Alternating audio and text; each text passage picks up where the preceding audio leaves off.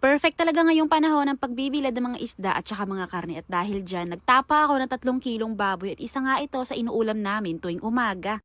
Gabi pa nga lang dyan na hinanda ko na kaagad yung ibibilad ko na 3 kilong baboy kinabukasan at nagtimpla nga lang ako dyan ng suka, paminta, asin at saka bawang. Sa totoo lang talaga gusto kong magtapa ng marami para sa darating na tag-ulan meron kaming pangkonsumo. Kaya lang sa mahal naman kasi ng kilo ng karning baboy dito sa amin kaya ang binili ko ay 3 kilo lang. Maganda nga rin sana kung meron pa tong kasama na karning baka. Ngayong panahon kasi na matindi ang sikat ng araw, ang sarap magbilad ng mga isda at saka mga karne na pang-imbak para sa darating na tag-ulan. Dito pala kami ngayon matutulog sa taas ng bundok at ang sarap nga ng tulog namin ngayong gabi. Paano naman kasi umulan? Medyo lumamig nga dyan ang paligid ng umulan at saka ang presko sa pakiramdam. Kapag dito rin pala kami sa bundok natutulog maaga kami nagigising at pagkagising nga namin nagkakape muna kami. Medyo maulap din pala ang panahon ngayon at sa isip-isip ko nga parang wrong timing ang pagbibilad ko ng karne. Mga bandang alas 5 pala dyan nung gumising kami lahat at dito na nga ako umupo para magkape sa harap ng kubo at grabe ang ganda ng view dito. At pagkatapos naman namin magkape nagamas na nga kami dyan ng damo. Sinasamantala din pala namin na maggamas kapag ganitong oras kasi hindi pa mainit. Kaya pala gustong gusto namin na natutulog dito sa kubo kasi mga bandang alas 4 hanggang alas 6 ng hapon nakakapagamas na kami gawa ng hindi na sobrang mainit. At sa umaga naman mga bandang alas 5 hanggang alas 8 ng umaga ay nakakapagamas pa rin kami. Pero pag tungtong na mga bandang alas 9